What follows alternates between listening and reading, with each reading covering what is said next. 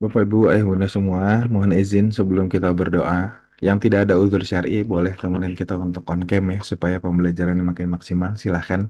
Dan kita sama-sama berdoa terlebih dahulu. A'udzubillahi minasyaitonirrajim. Bismillahirrahmanirrahim. Rabbi zidni ilma warzuqni fahma. Allahumma ilman nafi'an wa rizqan tayyiban wa amalan mutaqabbalan. Amin ya rabbal alamin.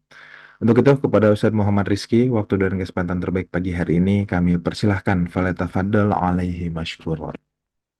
Masya Allah, jazakallah kepada Kang Nuga ya yang membersamai setiap harinya. Alhamdulillah, pertama dan utama kami ucapkan salamnya orang-orang yang bahagia, salamnya para anbiya, dan salamnya insya Allah para ahli surga, termasuk kita di dalamnya. Assalamualaikum warahmatullahi wabarakatuh.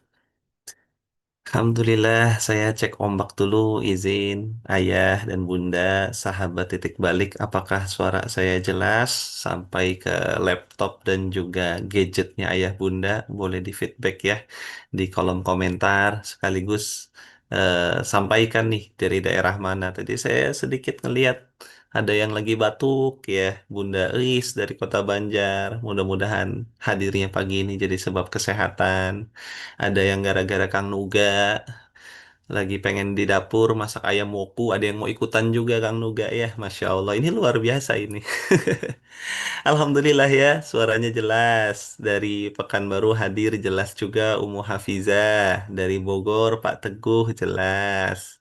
Jelas-jelas semua insya Allah. Alhamdulillah ayah bunda semua. Makasih. Yang pertama saya ucapkan kepada seluruh tim Titik Balik mengundang kami kembali di hari ini. Ya di bulan Syawal di Titik Balik. Bagi kami ini adalah salah satu ladang pahala. Ya, bukan karena kami pintar, tapi karena kami dikasih kesempatan untuk bisa membersamai dalam kebaikan. Karena kalau seandainya dibilang orang yang lebih pintar dan lebih pengalaman, sepertinya banyak yang lebih senior daripada saya, kan gitu ya. Kalau dibilang lebih banyak pahala, bisa jadi ayah bunda ngaji dan sujudnya lebih banyak daripada saya. Tapi ternyata, ya beginilah peran di dunia.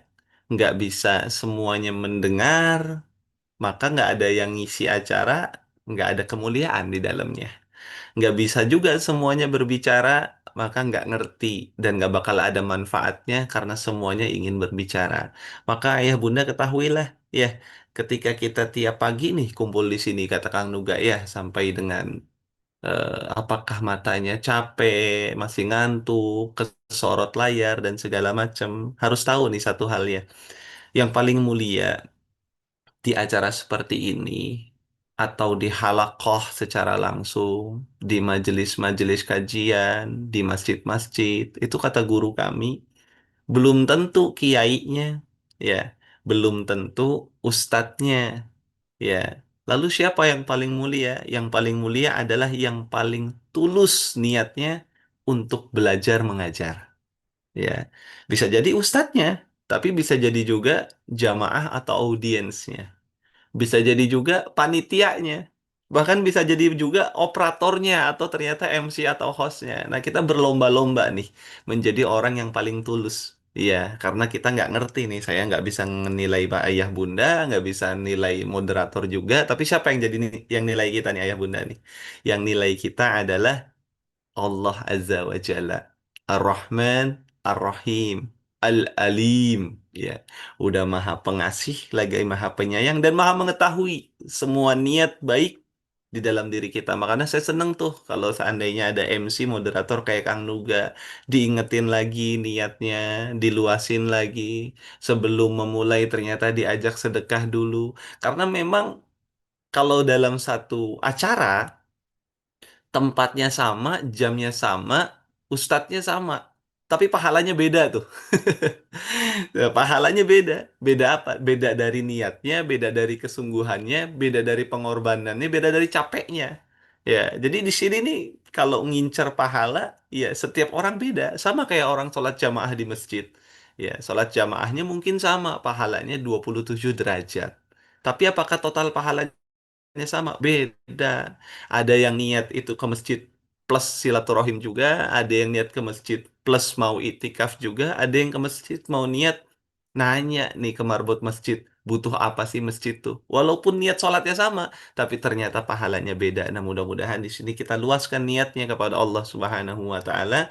Mudah-mudahan itu semua menjadi sebab Allah memberikan kita yang tadi kita doa bareng-bareng dipimpin Kang Nuga, Allahumma zukna ya ilman nafi'an. Allahumma inna nas'aluka ilman nafi'an. Seperti itu, mudah-mudahan Allah mengaruniakan kepada kita semua ilmu yang bermanfaat, bukan cuman masuk earphone kanan, keluar earphone kiri, ya, bukan cuman nonton layar tapi nggak dapat apa-apa. Walaupun di majelis semacam ini, ayah bunda semua, andai ada di antara kita nggak dapat apa-apa karena ngantuk, nggak dapat apa-apa ilmu, nggak ngerti karena kita nggak khusyuk, itu aja udah dapat pahala tuh karena ikut mensiarkan kebaikan. Apalagi kalau seandainya kita serius dapat ilmu, ya. Apalagi tadi ngomongin masalah konsisten. Saya mau nanya nih sama ayah bunda di sini nih, izin nih. Siapa yang di sini hampir tiap hari atau minimal sepekan 3 kali hadir di titik balik? Boleh dong chat di kolom chat.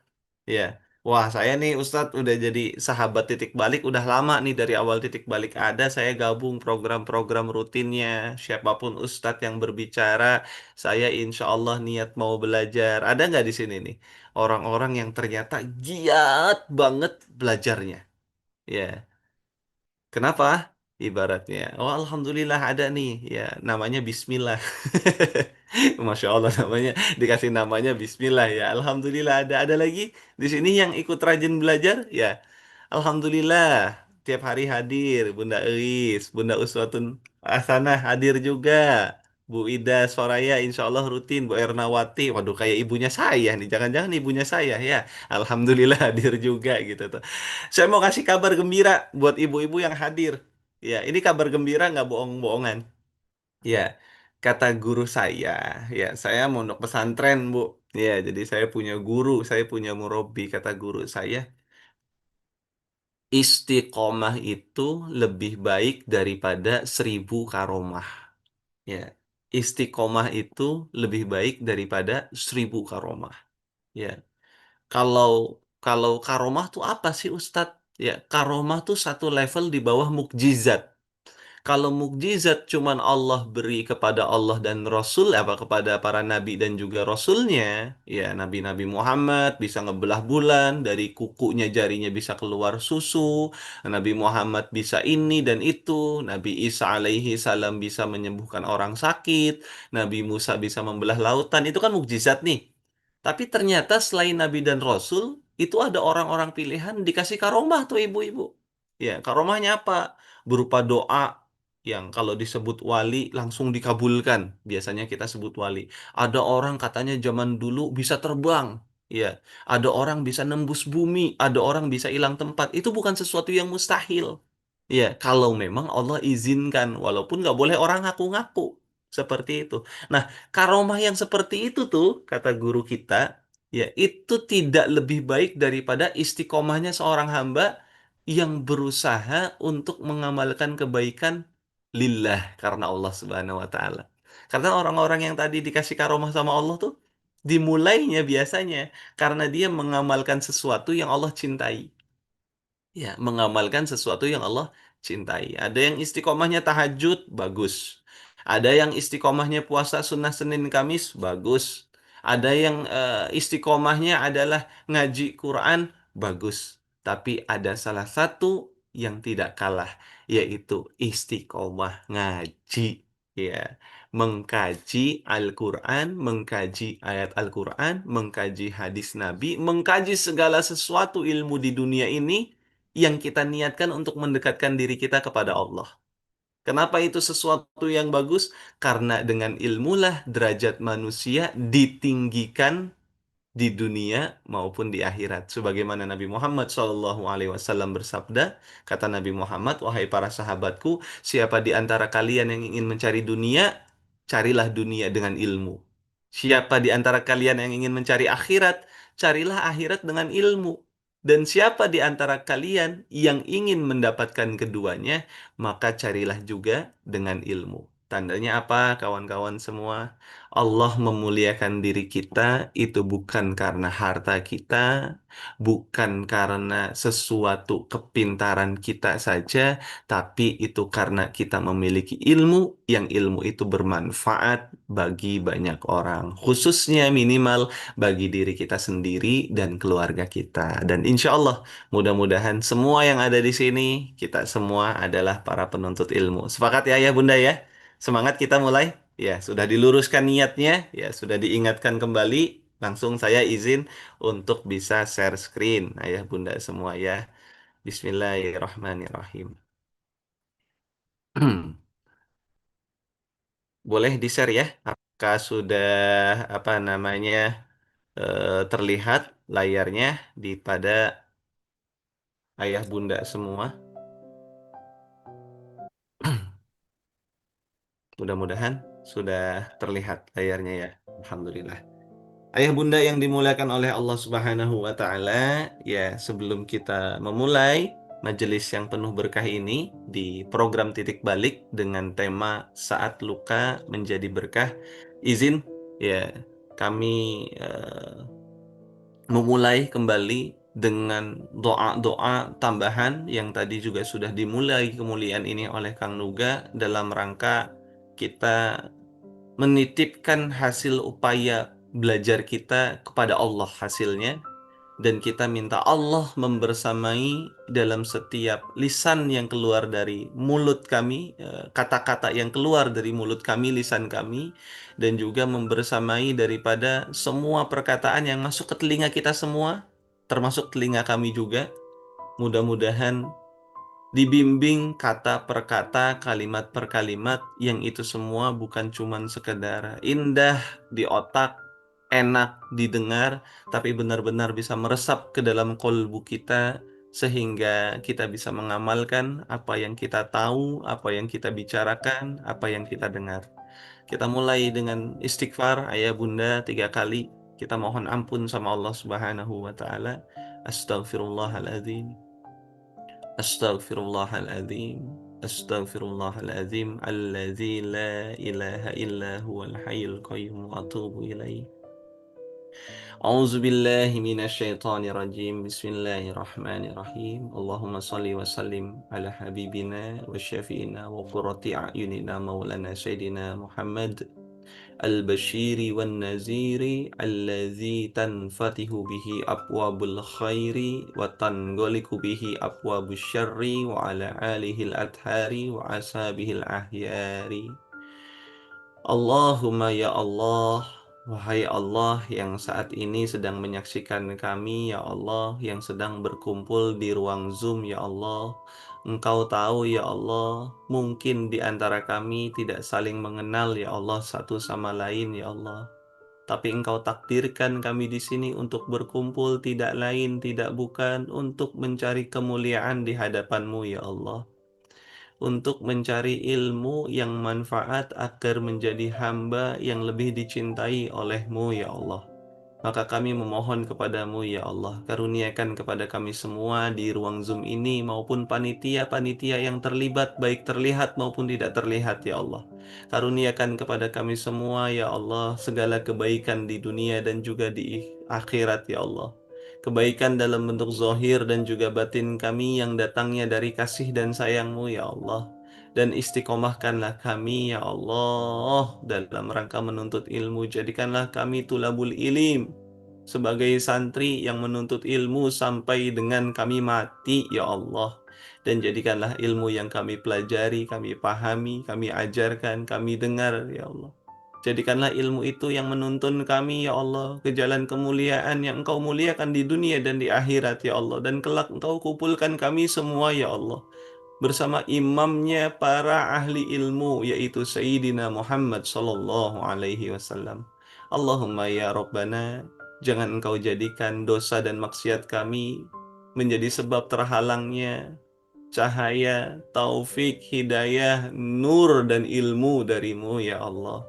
Maka ya Allah, entaskan ya Allah segala macam kesalahan, kemaksiatan dan dosa kami ya Allah. Ganti dengan ketaatan dan juga ilmu yang berkah ya Allah. Allahumma ya Rabbana, Engkau tahu ya Allah segala hajat kami dan masalah kami dan keinginan kami ya Allah.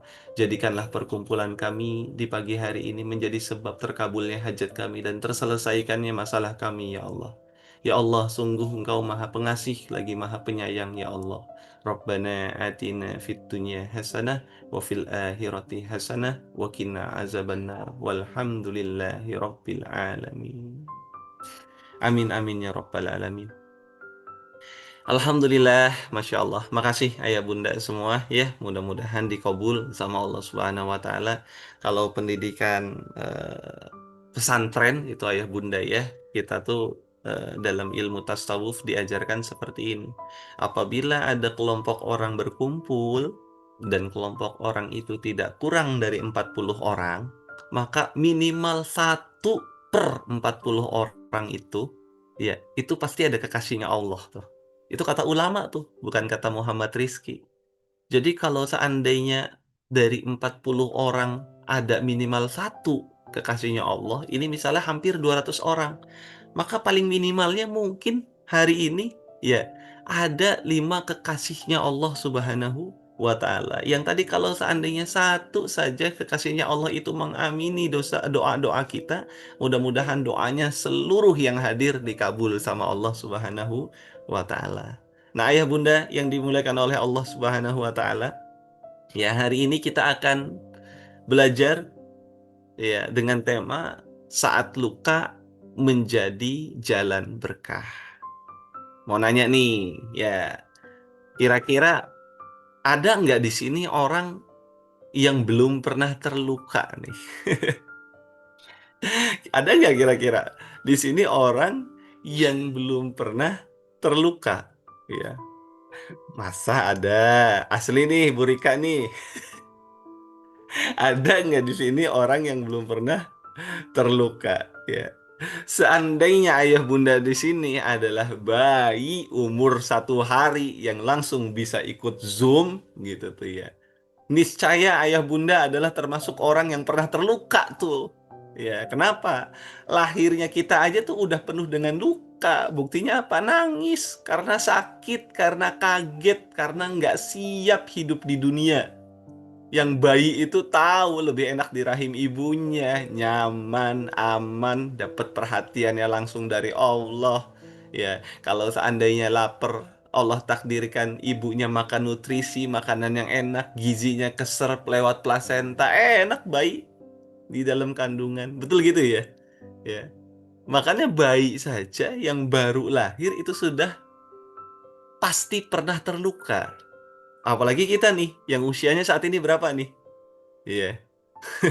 Ada yang berapa belas tahun, 20 tahun, 30 tahun, 40 tahun, 50 tahun. Kayak saya barangkali ayah bunda ya. Saya udah kepala 3 alias 31 seperti itu. Maka otomatis kita semua pernah terluka. Ya, biasanya luka itu dari ujian-ujian yang Allah berikan. Nah, kita pengen nih kawan-kawan semua, ayah bunda, sahabat, titik balik, pengen merubah luka itu menjadi jalan berkah yang itu semua jadi wasilah nih. Berkah itu kan artinya ziyadatul khair. Ya, berkah itu kan artinya bertambah kebaikan. Kok bisa ada orang terluka tapi dirinya malah nambah baik? Baik secara materi, baik secara zohir, atau baik secara batin. Nah, kita pengen belajar itu hari ini. Termasuk yang berbicara juga pengen belajar itu. Nah, maka ayah bunda semua, ya, tadi yang saya sampaikan dan ayah bunda juga sudah iya kan, tidak ada manusia yang tidak terluka. Kullu, ya, semuanya, ya, kullu insan, kullu bani Adam, kullu umat Rasulullah sallallahu alaihi wasallam pasti pernah terluka. Ya. Nah, terlukanya apa aja sih Ustadz? Contoh-contoh orang terluka tuh karena apa sih Ustadz? Satu, kehilangan. Siapa di sini yang pernah ngerasa kehilangan? Kira-kira kehilangan apa, ayah bunda, dan kerasanya sakit enggak? Ya, Ya, kehilangan apa nih Bu Ratih nih? Saya, tuh ya, Masya Allah, makasih ya yang sudah antusias ya. Kehilangan apa sih? Kehilangan orang tua, ya Allah sedih banget. Kehilangan salah satu kunci surganya kita. Kalau seandainya ibu, kalau bapak kehilangan orang yang menyayangi kita, yang panas terik cari uang untuk kehidupan kita. Ada yang kehilangan suami, ada kehilangan orang yang sangat dicintai, ada kehilangan anak. Ya, saya yang berbicara, ayah bunda, ya, di usia saya pada saat itu, usia 27 tahun, saya pun pernah ngerasain kehilangan. Bukan sekali, bukan dua kali. Saya kehilangan 6 orang anak. Diangkat sama Allah Subhanahu wa Ta'ala, diminta pulang sama Allah Subhanahu wa Ta'ala, dan saya sudah kehilangan 6 orang anak. Dan betapa sakitnya itu, ya, betapa perihnya itu. Belum lagi harus ngelihat istri yang shock kehilangan anak. Ya, ya kita nggak usah ngomong berat-berat deh. Nggak usah ngomong kehilangan orang tua, pasangan, anak, ya. Saya juga ikut jadi sedih jadinya gitu tuh ya. Kehilangan uang saja kadang di dompet itu bisa buat kita terluka. Padahal itu uang, bentuknya kertas, dicetak, bisa dicari lagi. Sesuatu yang bukan nyawa, yang tidak bisa balik lagi. Sesuatu yang kita cari bisa balik lagi, bisa kita dapatkan lagi. Ternyata itu kadang membuat kita terluka. Sepakat ya? Ibarat ya. Kehilangan apa lagi? Pekerjaan. Di saat COVID saya dipecat, di PHK, pengurangan karyawan. Kehilangan apa lagi? Kehilangan hewan peliharaan, kucing. Ya, bayangin coba ibaratnya. Bukan lahir dari rahim kita, kucingnya juga mungkin kita beli, atau itu lahir daripada rahim daripada kucing yang kita beli. Ya, tapi itu hewan. Tapi ternyata kehilangan itu sakit. Ya, makanya mustahil kalau seandainya ada orang yang tidak terluka. Tapi ada mungkin, saya Ustadz sampai dengan usia 15 tahun, nggak pernah kehilangan uang, nggak pernah kehilangan orang tua, dan lain sebagainya. Oh, oke. Mungkin kamu tidak terluka karena kehilangan, tapi kamu mungkin pernah terluka karena kegagalan. Ayo, ada nggak yang pernah gagal di sini? Ada nggak yang pernah gagal di sini? Ya, atau di sini ternyata orang sukses semua nih karena ikut titik balik nih. Nama programnya aja titik balik tuh. Tandanya apa? Orang yang pernah gagal untuk bisa balik menjadi orang sukses ya. Untuk bisa kembali kepada Allah. Untuk bisa yang selama ini tersesat, jalan lagi yang lurus seperti itu. Ya. Mustahil kawan-kawan kalau seandainya ada di antara kita yang tidak pernah gagal, kalau di antara kita ada yang tidak pernah gagal, ada yang tidak pernah ternyata terluka. Kalau ada orang yang pantas seperti itu, pasti Nabi dan Rasul, dan yang paling utama adalah Nabi Muhammad. Ya, tapi kenyataannya apa? Nabi Muhammad pernah ngerasa gagal ketika gagal mensyahadatkan paman yang paling dia cinta, Abu Thalib, yang membela dia padahal belum agama Islam, yang berdiri di depan di saat semua orang lain pengen melawan Muhammad, yang mensupport dia, mengajarkan dia bagaimana cara berbisnis, berdagang, tapi di akhir hayatnya Nabi Muhammad ngerasa gagal. Tapi Allah sampaikan, kamu tuh nggak gagal karena kewajiban kamu itu hanya menyampaikan, hanya mengajak. Hak prerogatif untuk mengubah hati manusia adalah aku, Allah. Ya. Ternyata kawan-kawan semua, di saat kita gagal masuk SMA favorit, kemarin ada ujian apa tuh? Ya, SBNP atau apa gitu ya, masuk kuliah zaman sekarang, soalnya zaman saya bukan itu singkatannya gitu tuh ya. Kok ternyata gagal masuk, anak kita gagal masuk kampus favorit? Nggak apa-apa, itu sunatullah. Ya. Kalau seandainya semua apa yang kita inginkan tercapai dan semua orang itu sukses, maka sebenarnya kalau seandainya semua orang sukses, secara hakikat tidak ada orang yang sukses. Karena orang sukses itu adalah orang yang bisa mencapai sesuatu di saat yang lain tidak bisa. Lah kalau seandainya semuanya orang bisa mencapai, berarti tidak ada yang sukses. Ya, jadi memang harus ada yang gagal nih. Sebagaimana ada orang ngomong, "Duh Ustadz gimana ya? Acara hari Ahad tuh penting semua. Ada ngaji di titik balik penting, ada beres-beres rumah penting, ada ini penting, ada ini penting, ada penting semua sampai 10. Dan kalau dalam satu waktu ada 10 hal yang kita rasa penting semua, sebenarnya di saat itu tidak ada yang penting. Ya. Karena di saat ada 10 kepentingan, pasti ada satu yang paling penting. Nah, itulah kenapa disebut penting. Ya. Kalau semua dianggap penting, maka tidak ada yang penting. Kalau semua dianggap sukses, maka tidak ada yang gagal. Justru orang itu dikehendaki oleh Allah merasakan kegagalan agar dia merasakan kenikmatan di saat Allah takdirkan dia memperoleh kesuksesan. Bayangin aja kalau seandainya diri kita lapang terus, lancar terus, sukses terus. Lama-lama kita kufur nikmat. Nggak mau bersyukur sama Allah. Kenapa sih? Karena ngerasa sebuah kesuksesan itu sesuatu yang memang wajar saya dapatkan. Nauzubillah min zalik. Lupa kalau pemberi kemudahan, kesuksesan itu adalah ketetapan zat Allah yang maha kuasa, yang wajib kita syukuri segala sesuatunya. Ya. Jadi ternyata gagal itu walaupun ternyata menghasilkan luka, bisa jadi juga tuh jalan kebaikan. Yang terakhir apa nih? Saya kasih sampel 3 saja. Saya mungkin nggak terhilang, Ustadz. Ya, alhamdulillah keluarganya utuh. Ya, saya juga nggak pernah gagal, Ustadz. Dididik sama orang tua yang baik, ekonomi yang baik, masuk SMP favorit, alhamdulillah, SMA favorit, alhamdulillah, kampus SNB jalur undangan, alhamdulillah, masuk semua. Beasiswa nggak kurang-kurang, Ustadz. Iya, saya keterima di Oxford, di Harvard, di Melbourne, di NUS, National University Singapura. Wah, komplit udah pokoknya. Nggak pernah gagal, Ustadz. Tapi kira-kira pernah gagal lewat ini nggak? Dihianatin ternyata. Punya bestie, punya sahabat dari kecil bareng-bareng. Ya, sahabat kita tahu kita suka sama seseorang, punya kecenderungan sama seseorang. Ya, kita suka curhat kepada sahabat kita, tapi kita pendam rasa itu agar tidak menjadi fitnah. Nggak mau pacaran dulu, saya pengen kuliah dulu, pengen sukses dulu. Alhamdulillah Ustadz, saya dapat beasiswa 4 tahun di Australia, dapat kerja di sana, lagi nabung setiap bulannya. Ternyata orang yang saya suka malah disalib sama sahabat saya.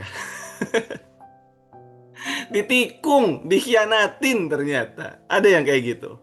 Ya. Oh, mungkin bukan masalah perjodohan, tapi masalah bisnis. Saya dihanatin Ustadz. Besok tuh katanya ada muamalah tuh ya. Katanya bisnisnya bareng, akadnya bagi hasil 30-70. Giliran seandainya gagal, orang tersebut yang ngasih invest minta duitnya ditarik semua. Padahal kan saya walaupun gak nyumbang duit, Ustadz, sudah buang-buang waktu, udah energi, tenaga. Tapi ternyata uang yang saya pinjam sifatnya bukan invest, itu jadi hutang. Gimana tuh Ustadz? Itu dikhianatin berarti. Saya punya sahabat Ustadz. Iya. Udah kayak kucing, lembut, meong-meong, minjem 100.000. Iya. Giliran saya pinjemin 100.000, pekan depan jatuh tempo saya tagih. Marah-marah kayak singa Ustadz. Nggak terima ditagih sama saya. Malah bongkar aib saya ke seluruh teman-teman saya. Saya dikhianatin Ustadz. Ada nggak yang kayak gitu tuh? Dikhianatin sama manusia-manusia terdekat. Keluarga, saudara, sahabat, teman, tetangga. Ada nggak kayak gitu? Cung, ada nggak nih? Ada Ustadz, kata Bu Leni. Dari Bunda Yulia dari Medan ada juga saya. Oke, yang ngomong ada. Saya mau nanya nih. Bunda Leni dari Tangerang dan juga Bunda Yulia dari Medan. Sakit nggak rasanya tuh? Sakit nggak dihianatin? Ya. Sakitnya di mana? Ya. Sakitnya di sini. Ya. Bahkan ada yang dihianati pasangan. Ya Allah. Tapi saya sampaikan. Bukan cuman ayah bunda yang dikhianatin. Nabi Muhammad Sallallahu Alaihi Wasallam. Habibullah. Nabiullah. Nabinya Allah, kekasihnya Allah dikhianatin. Ngajak perang para sahabat. Udah lagi pada jalan, ada satu orang munafik, orang Islam malah menggembosi perjuangan Nabi Muhammad sehingga sepertiga pasukan kembali pulang ke Madinah nggak ikut perang. Dihianatin. Bayangin, capek-capek misal ngumpulin 1.000 orang buat perang di jalan Allah. Ternyata 300 orang kembali pulang nggak mau ikut perang bareng karena dihianatin, ditakut-takutin bakal mati, ditakut-takutin hartanya hilang, ditakut-takutin nggak bisa ketemu lagi dengan orang yang dicintai. Allah. Ya. Luar biasa, ayah bunda semua. Ya. Maka, ayah bunda yang dimuliakan oleh Allah Subhanahu wa Ta'ala, apabila kita pernah ngerasa, "Aku tuh orangnya baik, kenapa aku tuh dikhianati? Kenapa aku terus yang diuji? Ini semua nggak adil. Saya udah sholat 5 waktu, nggak pernah nyakitin orang, selalu berbuat baik sama orang, tapi kenapa saya tetap terluka?" Kalau kita nanya seperti itu sampai dengan detik ini, terus Allah jawab, "Loh, saya memang pengen seperti itu sama kamu. Kok kamu nggak terima?" Kira-kira kita jawabnya gimana tuh? Emang hidupnya kita tuh miliknya kita atau miliknya Allah sih? Kita ini nih yang diciptakan atau yang menciptakan sih? Kita ini pemain atau pengatur sih? Yang ngatur kita, yang ngehidupin kita, yang menciptakan kita, yang ngurus takdir kita dan tertulis dalam Lauhul Mahfuz adalah Allah Azza wa Jalla. Lantas kenapa kalau ini adalah takdir dari Allah Subhanahu wa Ta'ala, kita nggak terima? Ya.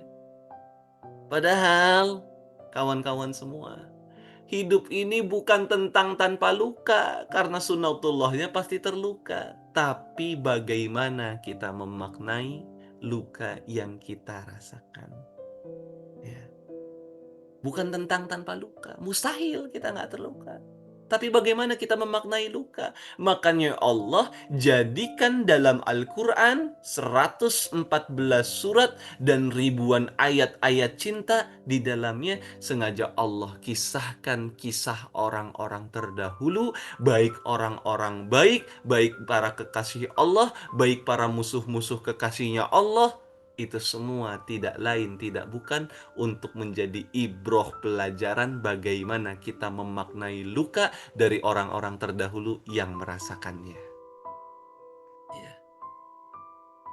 Jadi pedomannya udah ada, buku petunjuknya sudah ada, tata caranya udah ada, tipsnya sudah ada. Kita tinggal buka Al-Qurannya, kita baca sirah nabawiyahnya, terbuka di situ. Oh, kalau kita dikhianatin tetangga, sikap kita harus gini.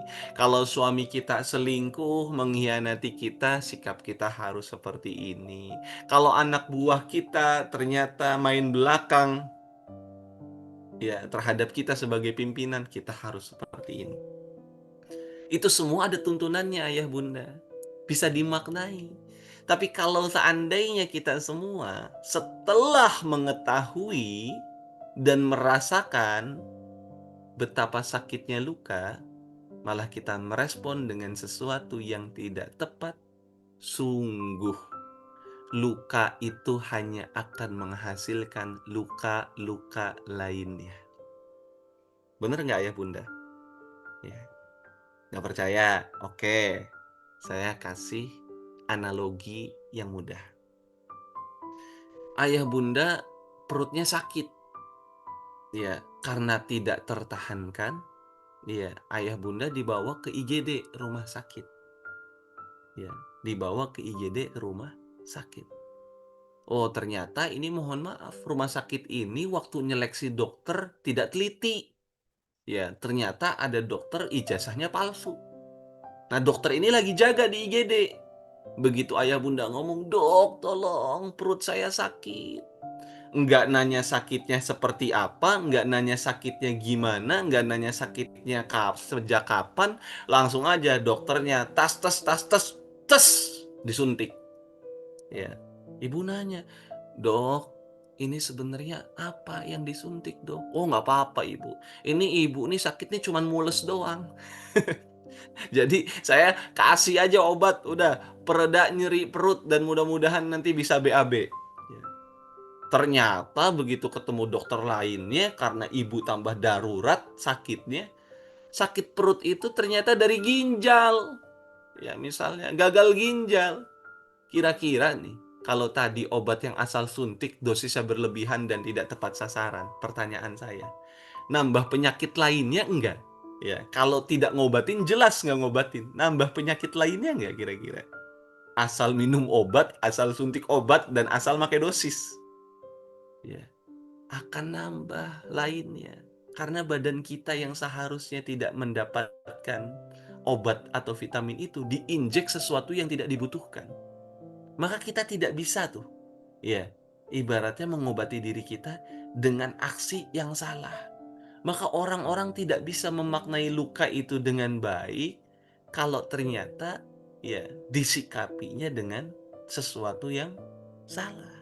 Jadi ini bukan perkara obat dan rumah sakit.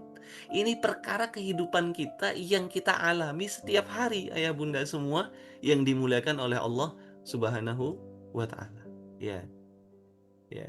Apa kata Allah Subhanahu wa taala? Ya. Dalam surat Al-Baqarah ayat 216, ya. Ayatnya seperti ini kalau seandainya dibacakan. Ini dari tengah ya. Wa asa an taqrahu syai'aw wa huwa khairul lakum wa asa an tuhibbu syai'aw wa huwa syarrul lakum wallahu ya'lamu wa antum la ta'lamun. Apa kata Allah? Tetapi boleh jadi kamu tidak menyenangi sesuatu. Bisa jadi kita benci terhadap sesuatu, benci dengan ujian, benci dengan luka. Padahal itu baik bagimu. Ya, kata Allah, itu baik bagimu. Luka itu baik bagimu. Ujian itu baik bagimu. Dan padahal pula bisa juga kamu menyukai, boleh jadi menyukai sesuatu. Padahal kata Allah, itu tuh nggak baik sama kamu. Sungguh Allah itu maha mengetahui sedang kita tidak mengetahui. Ya. Kita tuh mungkin nggak suka sesuatu yang sakit, yang pahit, yang nggak enak. Tapi kalau kita mau sembuh dari sakit zohir kita, kebanyakan obat itu pahit, ayah bunda semua. Jamu itu pahit. Justru karena kepahitan itu dan kita tetap siap menelan, itu boleh jadi yang kita nggak suka tuh baik untuk tubuh kita. Tapi gula, tepung, jadi goreng-gorengan, ya, es, apalagi tuh, pedas yang berlebihan, ya, makan mie ramen level berapa? 100, waduh, ya. Setiap hari pula makannya, minum esnya setiap hari pula. Apa kata Allah? Boleh jadi kamu menyukai itu, padahal itu nggak baik bagi kamu. Betapa banyak anak-anak zaman sekarang gagal ginjal, cuci darah, kena diabetes di saat usianya 25 aja belum, nikah aja belum, udah obes. Kenapa? Karena dia menyukai sesuatu terus-menerus yang sebenarnya itu tidak baik bagi tubuhnya. Itu kita lagi ngomongin tubuh kita, tapi ini bukan perkara tubuh, ayah bunda semua. Ini perkara jalan ketetapan hidup kita yang sudah diatur sama Allah sedemikian rupa, yang semuanya baik dan buruknya bagi diri kita itu sebenarnya baik menurut Allah. Nih, kamu nih saat ini nih baiknya lagi diuji nih. Keterhilangan nih. Kenapa aku cabut anakmu? Kenapa aku cabut orang tuamu? Aku buat pasanganmu berkhianat? Karena kamu selama ini terlalu bergantung dengan dia. Kamu lupa ya, kamu tuh miliknya aku, bukan miliknya dia. Dia yang kamu gantungi itu hambanya aku, bukan sesuatu yang memiliki kamu secara hakikat. Dia juga bergantung kepada aku. Kenapa kamu bergantung kepada dia? Maka mohon maaf ayah bunda yang dimuliakan oleh Allah Subhanahu wa taala. Ya, kita boleh mencintai orang tua kita, boleh mencintai pasangan kita, boleh mencintai anak kita, tapi cinta itu nggak boleh ngelewatin cinta kita kepada Allah. Jangankan Allah, kata Nabi Muhammad. Ya, saya ngedengar Sayyidina Umar bin Khattab. Ya, apa ngedengar Sayyidina Umar bin Khattab? Ya, wahai Rasulullah, ya, sungguh aku mencintaimu lebih daripada aku mencintai orang tuaku. Tapi aku lebih mencintai diriku dibanding mencintai dirimu. Apa kata Nabi Muhammad? Wahai Umar, sungguh iman seseorang itu tidaklah sempurna, belumlah sempurna, kecuali orang tersebut lebih mencintai diriku daripada dirinya sendiri. Ternyata mohon maaf, kita menempatkan orang tua kita, pasangan kita, anak kita nomor dua saja itu masih salah tuh, ayah bunda semua. Ya, Nabi Muhammad yang ternyata apa? Nomor dua. Kalau ternyata Allah dan Rasulnya satu paket nomor satu, maka satu kesatuan itu harus ada di cinta.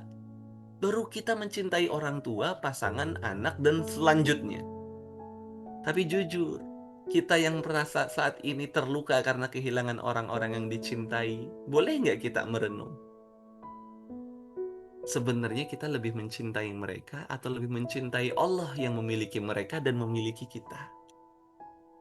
Kalau seandainya kita lebih mencintai Allah, kenapa kita sedih ketika orang yang kita cintai ternyata disuruh pulang sama zat yang memilikinya? Yang kita juga akan pulang kepada Allah. Yang kita tahu Allah mendapatkannya insya Allah di tempat yang terbaik, lebih baik daripada dunia.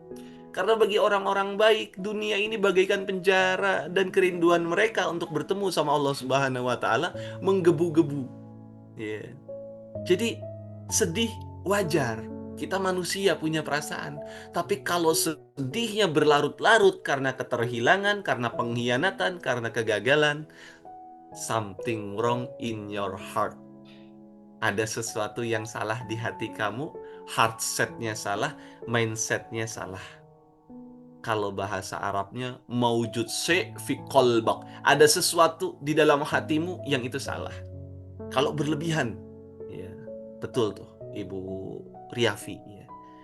Jadi segala sesuatu yang tidak enak bagi kita, termasuk luka-luka kehidupan kita, itu tidak melulu tidak baik. Karena bisa jadi itu adalah baik menurut Allah Subhanahu wa Ta'ala. Nah, kenapa sih Allah menghendaki kita terluka, ayah bunda semua?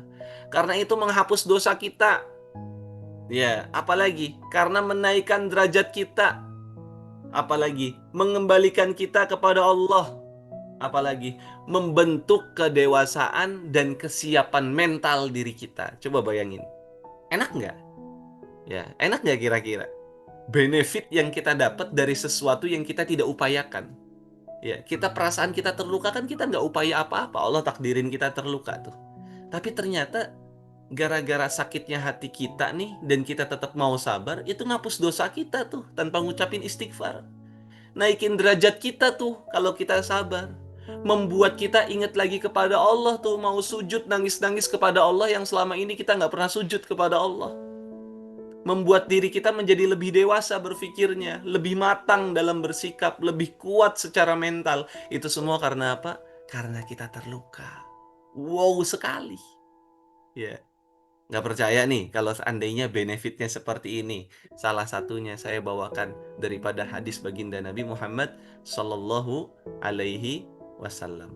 Ya, apa tuh? Ya, dibaca ayah bunda semua. Ya, ibaratnya nggak mungkin kita semua ini terluka. Ya, kita ini ditakdirkan sedih. Bahkan cuman kalau seandainya ada duri yang nusuk diri kita, kecuali Allah akan menghapus dosa-dosa karenanya. Ya. Jadi kita mohon maaf lagi naik sepeda, lagi naik motor. Nggak sengaja diserempet orang, diserempet angkot, diserempet ojek, diserempet sama pengendara lain. Kok kita jatuh? Lisannya jangan langsung caci maki. Motor yang rusak, kaki yang baret, darah keluar, itu udah ngapus dosa tuh. Minimal kalau kita inget ini dulu, sebelum kita berhak barangkali minta ganti rugi, respon kita tidak langsung mencak-mencak. Tapi kita ingat Allah. Allah, kita ingat lagi nih, kembali kepada Allah. Jangan-jangan tadi saya keluar rumah lupa doa safar, lupa ngomong bismillahi tawakkaltu 'alallah wa amantu billah wala haula wala quwata illa billah. Lupa nih menyerahkan diri saya kepada Allah, padahal perjalanan ini adalah perjalanan yang Allah takdirkan. Saya sombong, udah ngerasa nyetir motor sat-set, udah ngerasa hafal jalan, udah ngerasa paling bisa kebut. Lupa semua ini kekuatannya dari Allah. La haula wala quwata illa billah. Kembali kepada Allah tuh. Ya, terhapus dosanya, dinaikkan derajatnya, kembali kepada Allah, lebih dewasa.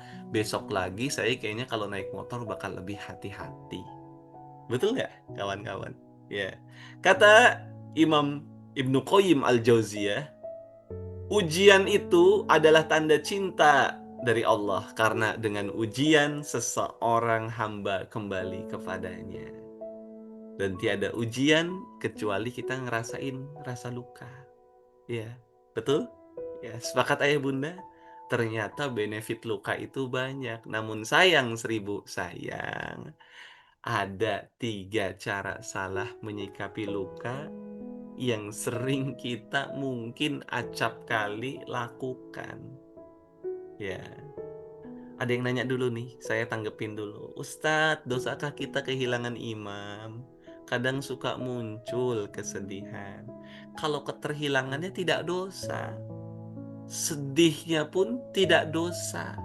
Tapi kalau sedihnya berkelanjutan sampai kita kufur nikmat sama Allah, sampai kita tidak mengerjakan segala sesuatu dengan optimal dan maksimal, sampai kita ke titik kita tidak terima dengan takdir Allah, itu baru dosa. Kalau cuman sedih yang membuat kita keinget lagi Lebaran, inget ibu saya, inget anak saya, kemarin Lebaran sebelumnya ada, tapi Lebaran kemarin nggak ada. Itu wajar, muncul, kita manusia. Ya, maka ada orang yang kalau ternyata menyikapi luka, dia melampiaskan langsung, merusak diri dan orang lain, langsung marah-marah, blaming. Ya, saya terluka gini nih karena kamu, kesalahan kamu, tidak teliti, gini, gini, gini, gini. Orang lain yang ngerasa dihakimi, nggak terima, diri kita juga rusak, emosi. Al-ghadab kalau dalam bahasa Arab, marah, merusak diri. Dan seseorang yang marah tidak akan bisa terkontrol dan tidak bisa berpikir dengan objektif, dan kalau ngambil keputusan, keputusannya tergesa-gesa, pasti salah juga. Makanya kan bisa jadi luka yang tidak disikapi dengan baik hanya akan menimbulkan luka-luka lainnya. Yang kedua, ada juga cara salah dengan cara apa? Dipendem, diem aja. Ya, jadi tekanan batin. Boleh ikut belajar, hatinya ditenangkan. Kan seperti itu. Ya, kalau mau cerita, cerita ke ustadz, ke orang-orang yang kita husnuzoni, bisa membuat kita tegar. Jangan juga dipendem, nanti jadi tekanan batin. Jangan dilampiaskan, jangan dipendam. Yang terakhir, jangan menyalahkan takdirnya Allah. Ya, kenapa? Karena kita jadi tidak meridhoi ketetapan Allah. Nah, ini adalah cara yang salah dalam menyikapi luka. Maka gimana sih Ustadz mengubah luka menjadi berkah? Ya, bagaimana mengubah luka menjadi jalan berkah agar kebaikannya bertambah? Bukan malah kita jadi tambah terluka. Maka ada jalan-jalan. Yang pertama, ayah bunda semua, acceptance. Ya, apa itu? Terima dan sadari. Ya, terima saja lukanya, dirangkul saja lukanya. Karena kalau kita tidak terima, nggak bisa keulang juga. Kalau kita nggak terima, ujiannya tetap datang juga. Ya, diterima saja. Oh, ini sakit ya? Iya, sakit. Nggak usah ngomong bohong. Nggak sakit kok, nggak sakit. Bohong itu. Ya, makanya ada yang disebut namanya positive thinking, ada yang disebut positive feeling. Nah, positive feeling itu satu level di atas positive thinking. Kalau positive thinking tuh cuman ngomong luka, luka, baik kok, baik-baik, itu di otaknya. Tapi di hatinya, tuh perasaannya nggak enak. Nah, itu tuh masih belum nerima tuh, belum acceptance tuh. Ya, disadari. Apa yang perlu disadari? Sadari luka yang kita rasakan adalah takdir yang Allah inginkan. Ya, ulangi ayah bunda apa? Luka yang kita rasakan adalah sesuatu yang Allah inginkan. Kalau Allah udah ingin sesuatu kepada diri kita, itu adalah yang terbaik untuk diri kita. Cuman karena kita belum membaca pesan cinta Allah, belum tahu hikmah di dalam sakit ini itu apa. Ya, yang kedua, ya, ambil maknanya, cari pesan cintanya, cari hikmah mutiaranya, mutiara hikmahnya, ya. Artinya meaningful, mencari daripada hasil tafakur kita, muhasabah kita. Apa sih yang Allah ingin? Kenapa saya lagi usaha kok gagal terus? Oh, saya tuh ternyata kurang belajar. Kalau ayah bunda yang sering belajar, oh ilmunya saya sudah ada, tapi mungkin saya salah kumpul circle-nya. Oh, circle-nya udah bener. Oh, mungkin ada sesuatu yang terlewat. Cari maknanya. Ya, itu semua akan menjadikan diri kita naik ke level 3, memperbaiki diri, growth. Ya, kalau bisnis sesuatu yang bisa naiknya signifikan disebutnya eksponensial, maka diri kita juga bisa memperbaiki lebih eksponensial lagi kalau kita sudah menerima luka kita, sudah sadar luka kita, sudah paham makna apa yang Allah titipkan di dalamnya, pesan cinta apa yang Allah mau ingin sampaikan kepada kita, diri kita pasti bisa perbaiki diri. Ya, masa sih ayah bunda semua udah 30 tahun kita hidup, 40 tahun kita hidup, 50 tahun kita hidup, kita masih ngeraba dari apa yang Allah beri kepada kita setiap hari. Kenapa? Kita kerja nih, jadi karyawan baru. Training saja cukup 1 bulan. Kalau seandainya ada magang 3 bulan, setelah 3 bulan, bulan keempat kita sudah tahu dari pagi sampai dengan sore harus ngapain. Tapi Allah memperlakukan kita, udah 50 tahun hidup kita di dunia. Masa masih nggak paham Allah mau apa?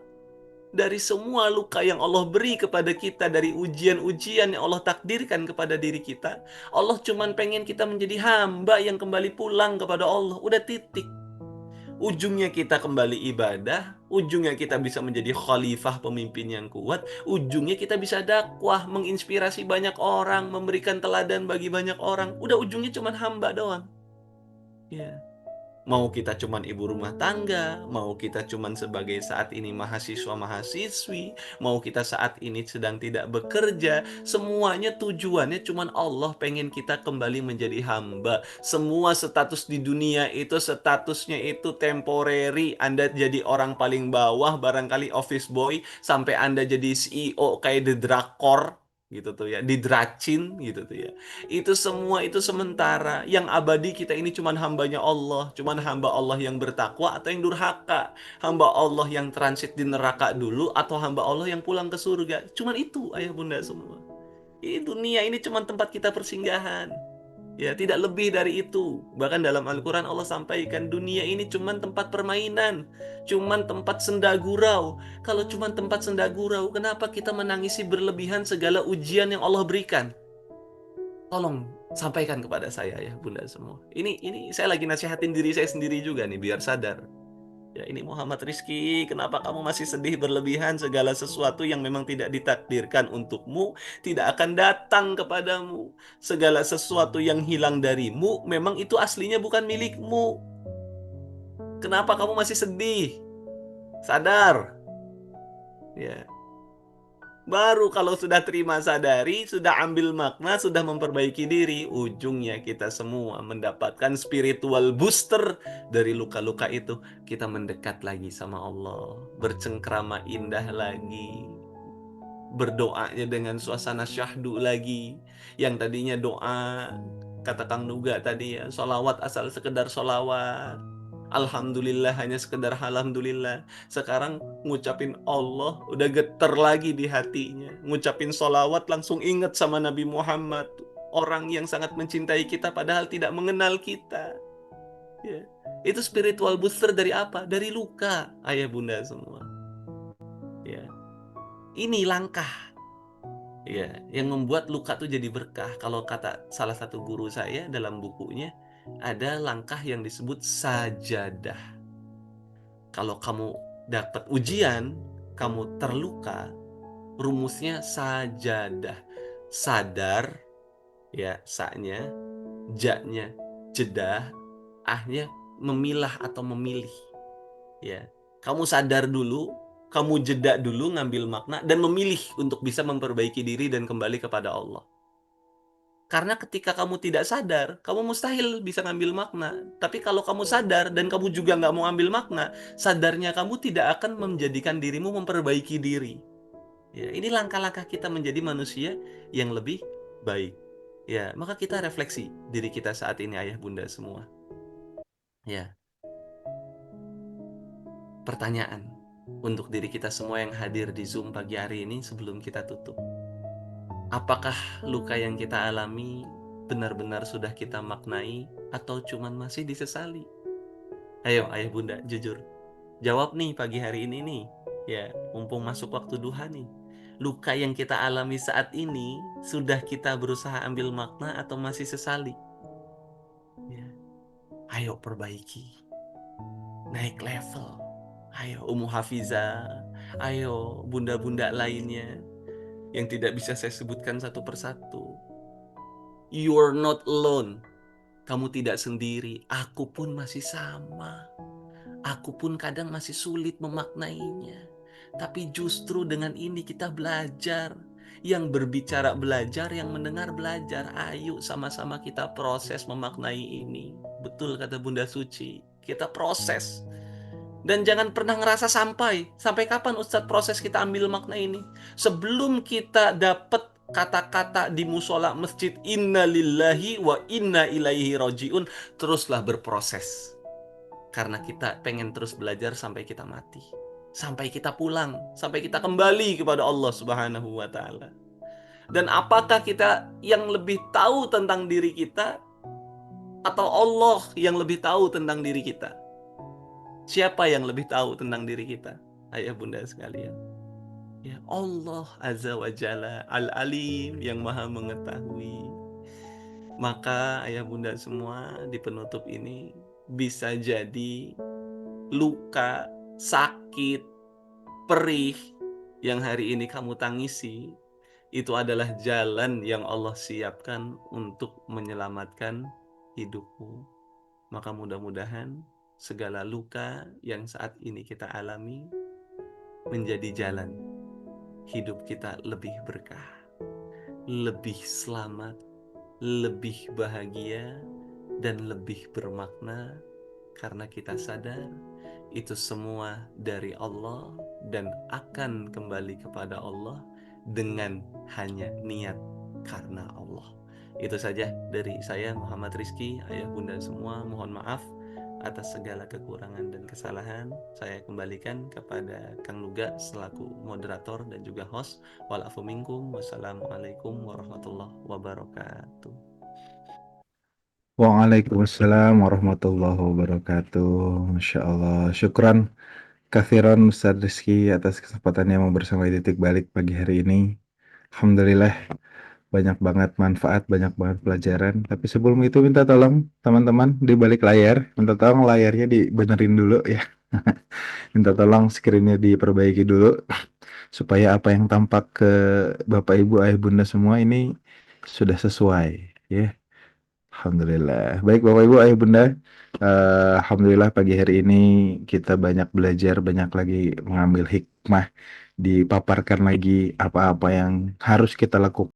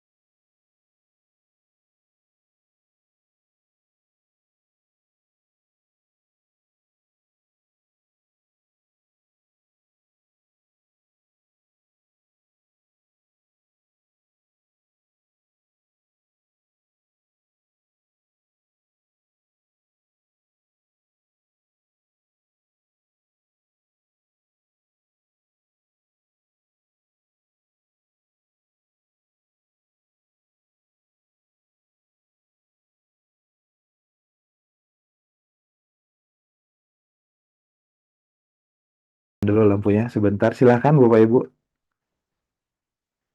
yang mau bertanya, yang mau raise hand, yang mau diskusi. Ada yang ingin ditanyakan boleh. Tapi syukur-syukur sudah. Enggak Kang, saya enggak mau tanya. Saya sudah paham insya Allah. Saya tinggal praktek. Itu luar biasa. Itu lebih baik lagi insya Allah ya. Atau misalkan ada Kang, kayaknya saya dapat banyak penguatan hari ini, jadi makin mantap untuk melangkah dari kegagalan, dari kehilangan, dari pengkhianatan. Itu juga lebih baik insya Allah ya. Oh ada ini, ada Bunda Leni, EGRT dari Tangerang. Untuk itu silakan Bunda Leni dibuka mic-nya. Nogo sudah bantu untuk dibuka ya, silakan boleh disampaikan pertanyaannya. Assalamualaikum Ustadz. Waalaikumsalam warahmatullahi wabarakatuh. Waalaikumsalam warahmatullahi wabarakatuh, Bunda Leni. Ustadz, mohon maaf saya mau bertanya Ustadz. Tadi kan sesuatu yang kalau emang belum rezeki kita itu pasti akan pergi dari kita gitu ya Ustadz ya. Eh, saya mau nanya ini nih Ustadz. Nah untuk di daerah saya itu kan untuk tahun ini itu semua guru P3K negeri itu kan gajinya dipotong gitu ya Ustadz ya, yang tadinya tunjangan tukirnya itu 2.500.000 terus sekarang jadi 1.500.000, ada yang jadi 1.700.000, jadi 300, ada bahkan yang nggak dapat. Alasannya karena untuk provinsi itu kekurangan kekurangan kayak anggaran gitu ya Ustadz. Nah, apakah yang seperti ini juga termasuk itu Ustadz? Apakah itu masuk zolim? Apa emang kita tuh harus menerima, ya udahlah emang itu berarti bukan rezeki kita. Dulu rezeki kita terus sekarang nggak lagi, apa cukup segitu aja, apa emang kita harus memperjuangkan gitu Ustadz. Terima kasih Ustadz sebelumnya. Waalaikumsalam. Assalamualaikum warahmatullahi wabarakatuh. Waalaikumsalam warahmatullahi wabarakatuh. Masya Allah. Tafadhal Ustaz, mungkin bisa langsung ditanggapi. Siap, Masya Allah. Makasih ya Bunda Leni ya. Ini pertanyaannya bagus karena sesuai dengan realita. Ya, Robi shrah sodri wa yassir li amri wahlul 'uqdatam min lisani yafqahu qawli. Ya, pertama definisi rezeki itu harus clear dulu di kita. Sesuatu itu bisa dikatakan rezeki apabila satu sudah masuk ke mulut kita dan kita telan, itu baru rezeki. Dua, berupa uang dan uangnya sudah kita pakai, itu rezeki. Tapi kalau seandainya saya masih punya uang di dompet, saya punya uang di ATM, saya punya makanan tapi masih di piring. Pertanyaan saya, itu rezeki bukan? Saya mau nanya, itu rezeki bukan? Itu bukan rezeki. Kenapa? Karena makanan yang ada di piring, uang yang di dompet, uang yang di ATM, itu bisa hilang atau tidak kita rasakan, entah uangnya hilang atau kita yang meninggal dunia tuh. Ya, paham ya? Jadi definisi rezeki itu segala sesuatu yang sudah terasa bagi diri kita, dampak manfaatnya. Kalau masih baru dipegang saja, itu belum tuh jadi rezeki nih. Ayah bunda ada piring, makan pagi ini, ya nasinya udah disendok, itu belum rezeki tuh, nasi disendok tuh.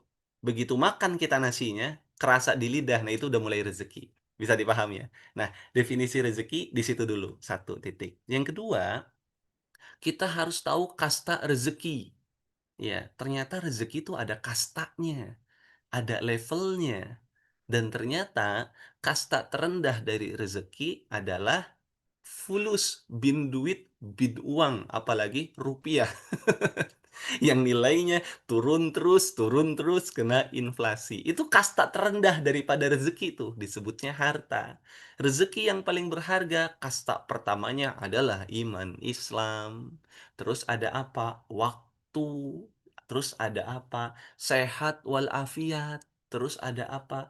Punya istri solihah, punya orang tua baik, punya anak baik, punya lingkungan bener. Nah ini rezeki-rezeki besar tuh.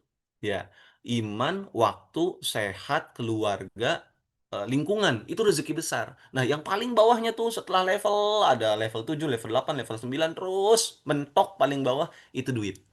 Nah, jadi kita harus paham dulu tuh, duit itu adalah rezeki yang kastanya, duit atau harta rezeki yang kastanya paling rendah dibanding dengan rezeki-rezeki Allah lainnya. Termasuk mohon maaf saya nanya nih kepada ayah bunda semua.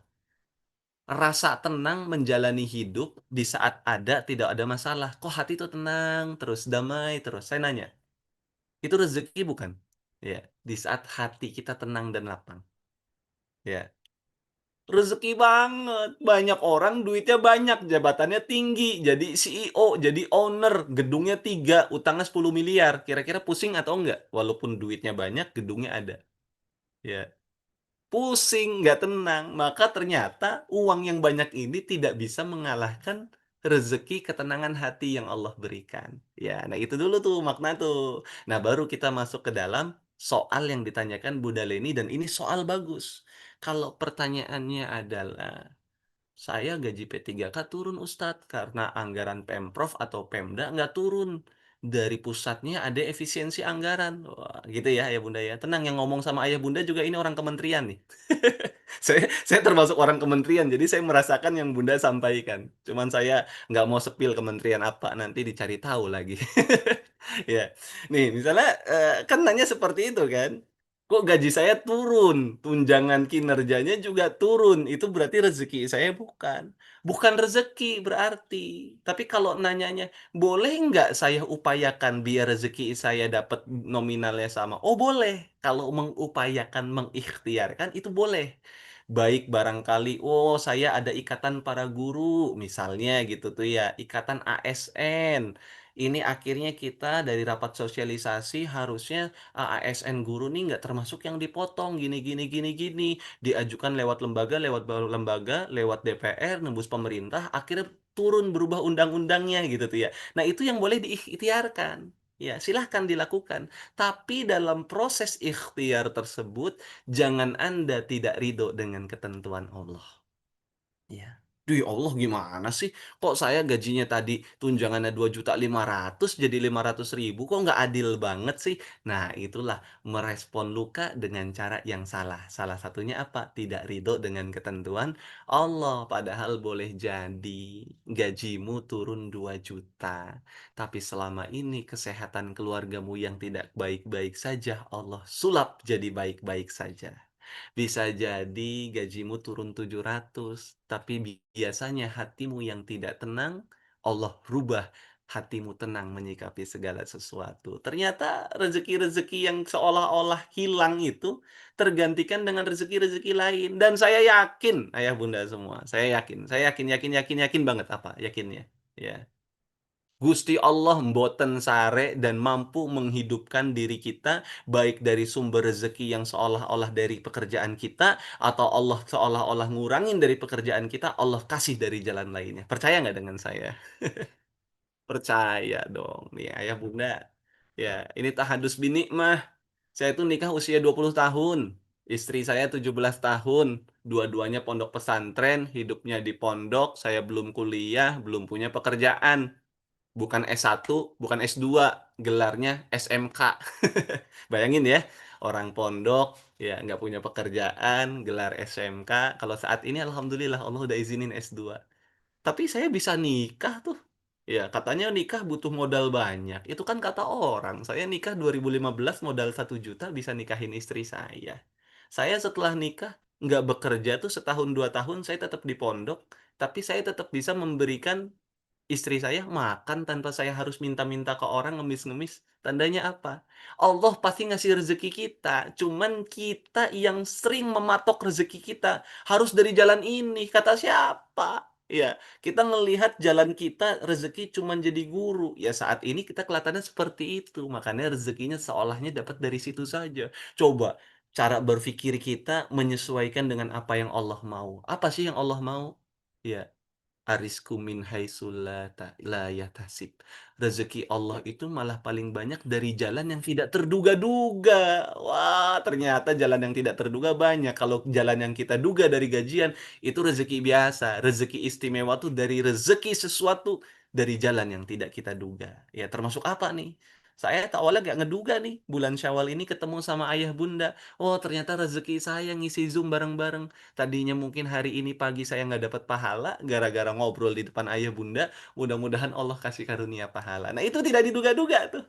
Nah yang seperti inilah yang akan menjadi berkah. Maka mudah-mudahan buat Bunda Leni dan siapapun di sini termasuk saya, ya bisa menjadikan hal-hal yang mungkin terlihat tidak enak dan segala macamnya dari efisiensi anggaran ini ya Allah akan membesarkan anggaran-anggaran lain dari kantongnya Allah Subhanahu wa taala. Ini banget ini aja dari saya, wallahu a'lam bishawab. Makasih Masya ya. Allah, Alhamdulillah. Syukran Ustaz. Ustaz Afwan, Ya, saya izin konfirmasi. Agak lewat sedikit, masih aman Ustaz? ya udah boleh. Boleh buat Boleh ya. pramuga boleh deh. Satu lagi ya. Satu Saya lagi emang ya. emang habis dari sini mau langsung bergegas ini ada majelis undangan halal bihalal ini. Oh, Masya Allah, siap-siap. Izin satu lagi ya. Tadi Ya. Bunda Ratih yang duluan. Silahkan Bunda Ratih, boleh disampaikan pertanyaannya.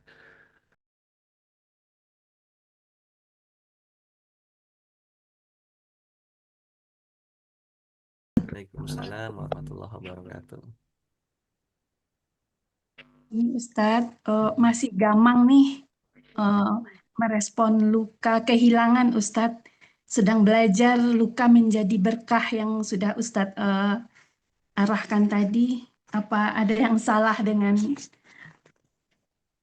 hati saya Ustadz? Masih sedih, jadi mohon dikuatkan lagi Ustadz. Terima kasih Ustadz. Assalamualaikum warahmatullahi wabarakatuh. Waalaikumsalam warahmatullahi wabarakatuh. Baik, Bunda Rati, saya singkat saja tapi mudah-mudahan Bunda Rati amalkan. Mau ya mengamalkan ya? Siap Ustadz. Ya. Ala bizikrillahi tatma'innul qulub. Hanya dengan mengingat Allah lah hati kita menjadi tenang. Nah, bisa jadi ketika kita kehilangan seseorang, hati kita nggak tenang, intensitas waktu kita ngingat Allah yang kurang. Ya, karena kalau seandainya seorang hamba itu banyak mengingat Allah, gitu tuh ya, segala macam ujian, keingetan, keterhilangan, itu lama-lama akan memudar. Dan kita jatuhnya bakal banyak syukur sama Allah, dan dari syukur itu hati kita jadi tenang. Bunda Ratih, ini boleh diamalkan kalau seandainya berkenan. Ya, Bunda Ratih punya, saya mau nanya dulu, punya zikir rutin nggak di luar dari waktu sholat? Di luar dari waktu sehabis sholat? Zikir pagi dan petang Ustadz. Oke, zikir pagi dan petang yang biasa diamalkan ada bukunya gitu ya. Saya mau Iya, nanya sama Bunda Rati. Itu diamalkan nggak? diamalkan Ustadz. Diamalkan. Setiap pagi jam berapa? Setiap petang jam berapa?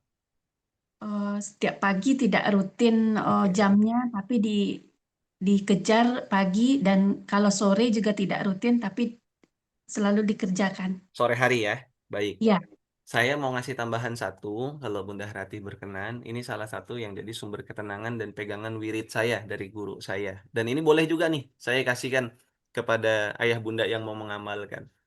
Bunda Rati baca setiap malam satu kali, boleh pada maghrib, boleh pada isya. Namanya Rotib Al-Haddad. Ya, namanya Rotib Al-Haddad. Ini kumpulan daripada saya di kolom chat. Ini kumpulan zikir atau wirid yang sumbernya dari Al-Quran dan juga hadis Nabi, tapi disusun sama ulama besar, namanya Imam Abdullah bin Alwi Al-Haddad. Nah, dari zikir ini satu, itu fadilahnya banyak banget kata para ulama, termasuk nenangin hati, jauhin rumah kita dari bencana, musibah, kebakaran, apa namanya, kemalingan, termasuk buat ibaratnya di antara keluarga kita yang sakit mudah-mudahan jadi sembuh, dan termasuk yang tadi paling pokok adalah ketenangan hati. Nah, ini silahkan dibaca satu hari satu kali saja. Ya, satu hari minimal satu kali saja. Dan dibacanya dianjurkan walaupun boleh setiap saat, dianjurkan para ulama setiap malam. Ya, nah ini diamalkan. Nah, mudah-mudahan dengan menambah intensitas ngingat Allah yang selama ini Bunda Ratih pagi dan petang sudah ingat Allah, nanti perasaan nyeri di saat keterhilangannya itu seandainya kerasa lagi itu jauh lebih tenang. Ya, insya Allah. Ya, segala sesuatu dari Allah dan yang membuat tenang kita juga hanya Allah. Itu aja Bunda Ratih ya. Terima kasih. Wallahu a'lam bishawab. Masya Allah, Alhamdulillah. Syukran Ustaz Rizky. Mungkin sebagai closing statement bisa menyampaikan pesan-pesan penutup Ustaz dari pertemuan kita pagi hari ini untuk semakin menguatkan sahabat-sahabat ayah bunda dari Titik Balik. Dipersilakan Ustaz. Baik, ayah bunda semua, sahabat titik balik, mudah-mudahan ini bukan pertemuan pertama dan terakhir, ya, khusus di tema ini, ya, mengubah luka menjadi jalan berkah, yakinkan diri kita, segala sesuatu itu sudah tertulis, ya, dan sutradara kita, produser kita, itu Allah Subhanahu wa Ta'ala. Ada kalimat ulama yang kadangkali bisa menguatkan saya, ya. Kenapa seseorang itu bisa bersedih padahal dia yakin Allah yang mengatur hidupnya?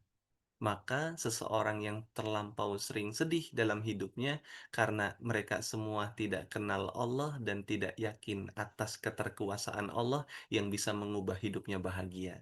Maka yuk back to Allah, just focus on Allah. Mudah-mudahan diri kita menjadi hamba Allah yang lebih dicintai Allah dan tentu mencintai Allah Subhanahu wa taala. Ini dari kami Muhammad Rizky, kurang lebih yang mohon maaf atas segala kekurangan dan kesalahan. Walafu minkum. Wassalamualaikum warahmatullahi wabarakatuh. Waalaikumsalam warahmatullahi wabarakatuh. Masya Allah, syukran jazakallah khair Ustadz Rizky atas kesempatannya membersama Titik Balik hari ini sekali lagi. Fi amanillah Ustadz, semoga perjalanan hari ini Allah Ya, selamatkan. makasih. Kalau mau Pamit Kang Nuga ya, teman-teman siap semua. Ustadz. Tafadhal, barakallahu fikum. Terima kasih banyak. Dan Bapak Ibu juga terima kasih banyak. Jazakallah sanal jaza atas kesempatannya pagi hari ini. Kajian lagi sama Titik Balik. Kita ketemu lagi besok ya. Selamat beraktivitas, selamat berakhir pekan. Sehat-sehat semuanya. Yang lagi jalan pagi semoga semuanya sehat-sehat. Yang ada urusan apapun hari ini semoga Allah lancarkan. Dan semoga setiap aktivitas kita hari ini senantiasa Allah berkahi dengan keberlimpahan. Amin ya rabbal alamin. Untuk itu Bapak Ibu yang mau mencurahkan rasa syukurnya dengan sedekah boleh ya abis ini, boleh ke Kak Dira atau biasa seperti biasa boleh scan barcode-nya atau apapun itu yang mau bersedekah karena merasa banyak manfaat dari apa-apa yang kita sudah lakukan, dipersilahkan insya Allah ya. Atas segala kekurangan juga mohon maaf, kelebihan yang Allah hadirkan pagi hari ini insya Allah semakin menguatkan kita. Mari sama-sama kita akhiri pertemuan pagi hari ini dengan mengucapkan lafaz hamdalah. Alhamdulillahirabbil alamin, dan kita sempurnakan dengan doa kafaratul majlis. Subhanakallahumma bihamdika asyhadu an la ilaha illa anta astaghfiruka wa atubu ilaik.